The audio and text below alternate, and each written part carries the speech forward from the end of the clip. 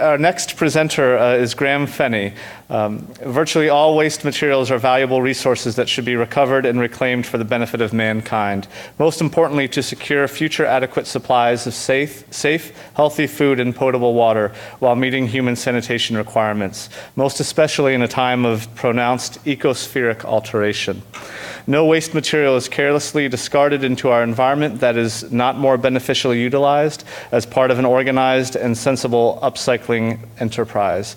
To that end, Graham Fennie is the founder of Epiphergy, a New York-based organization that sustainably upcycles organic waste materials. So please join me in welcoming Graham.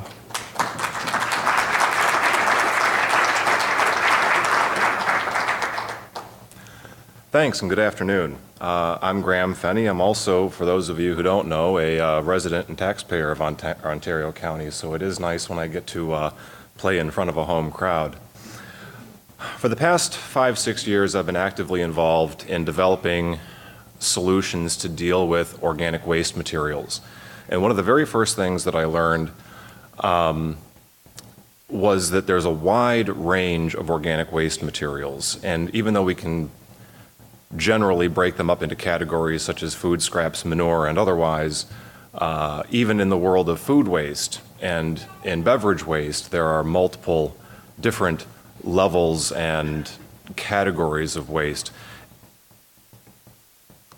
It's not helpful to think about waste as one type of material, because in reality, waste is an agglomeration of multiple types of materials. Each and every one of those types of materials was at one point in time valuable to us, but when it ceased to be valuable, we discarded it.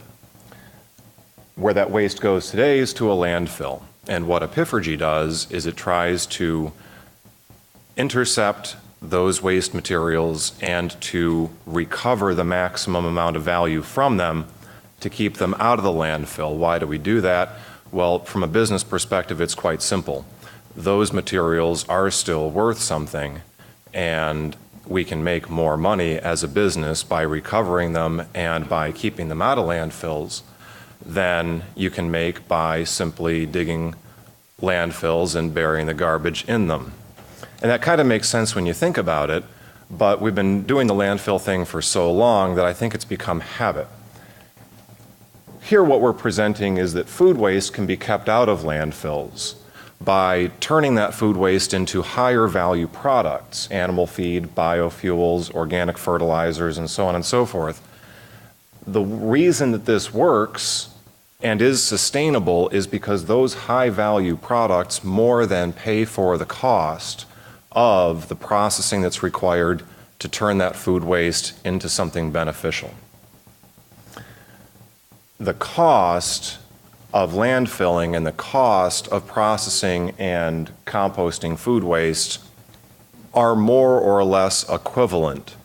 It's only by taking food waste and turning it into higher value products that we're going to be successful in separating these materials and extracting the maximum value from them. I think that one of the most misunderstood things in the United States and in the waste discussion is just how much food waste there is and how much of what we put into landfills is organic. These are the EPA statistics. They come from the latest and greatest MSW report. They do one of these every couple of years. And we've broken it down to show you exactly, category by category, where waste is being generated, recycled, or landfilled. And this is all municipal solid waste. So this is the stuff that we put into our garbage cans at home. This is the stuff that goes into dumpsters behind restaurants.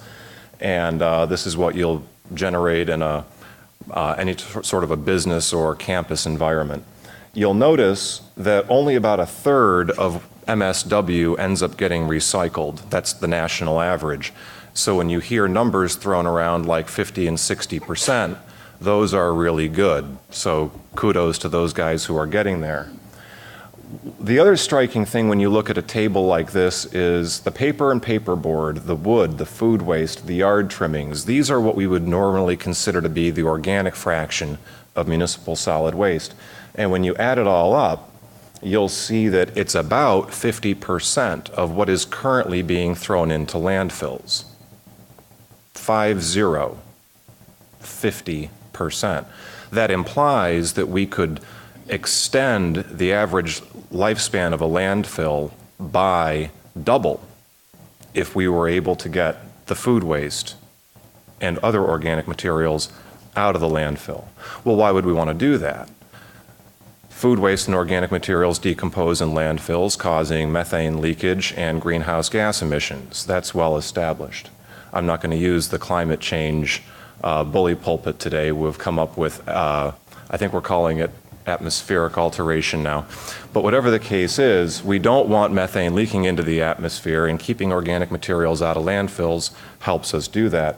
The other thing is that all of that food waste was grown using valuable nutrients, fertilizers, pesticides, herbicides, soil amendments, etc., to harvest that material from productive farmland and bury it in a landfill precludes the possibility of recycling all of those valuable soil nutrients and growing more food. So think about it. When you throw a banana in the garbage can and send it off to a landfill, that's a banana that is not going to be grown someplace for you to eat because the nutrients have been thrown away. Food waste is by far the one category of waste that we in America do the poorest job recycling. In the recycling column, you'll note that we do about 62% for paper and paperboard. Why? Well, as noted earlier, fiber is valuable. Paper, cardboard, these are primarily where recycled paper come from. We do a great job recycling paper and paperboard. We've been at it for 75 or 100 years. Food waste, not so much, 2.5%. I think we're not trying hard enough.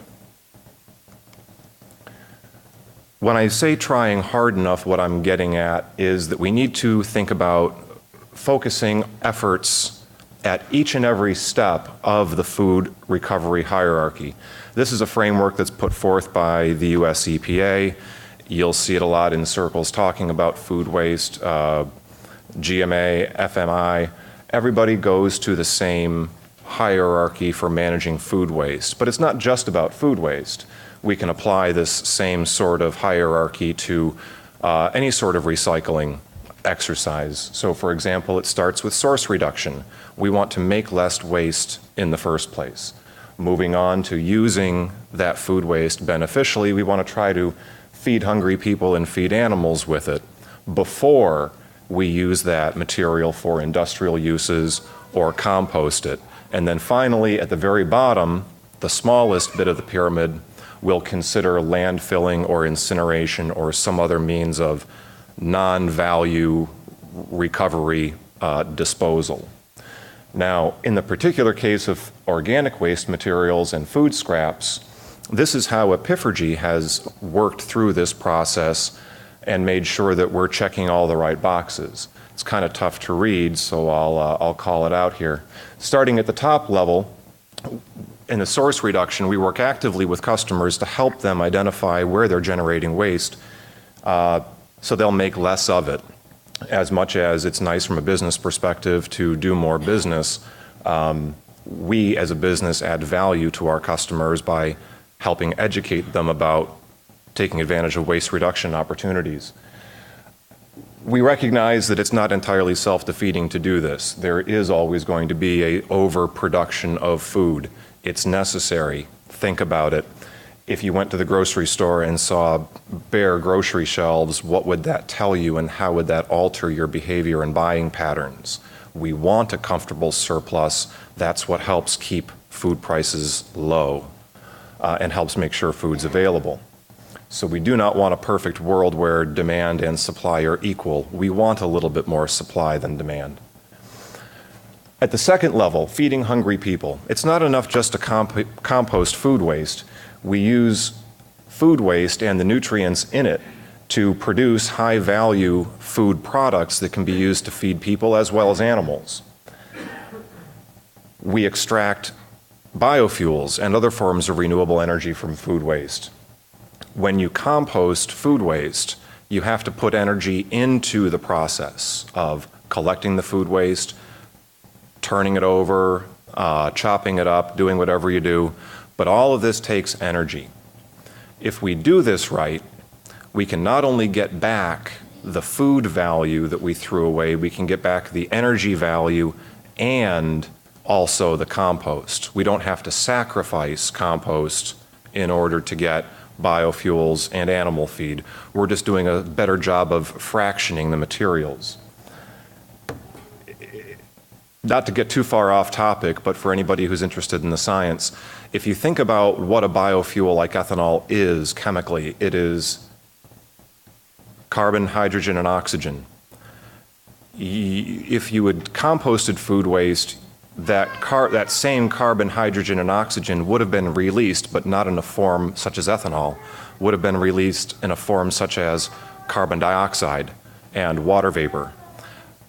By using different biology to process food waste and organic wastes differently, we can achieve the same net results as composting from a soil science perspective without losing the carbon, oxygen, and hydrogen that we could have reused a second time beneficially as energy. So in conclusion, we can generate significant amount of revenue and do a lot of good with these organic materials that we are currently paying a lot to dispose. We can greatly reduce the environmental impacts of landfills, and we can create jobs in our communities. We can strengthen local agriculture and greatly extend the landfills of our the lifespans of our landfills by taking a few simple and very cost-effective steps today to ensure that these food waste and other organic materials are upcycled rather than downcycled. Thank you.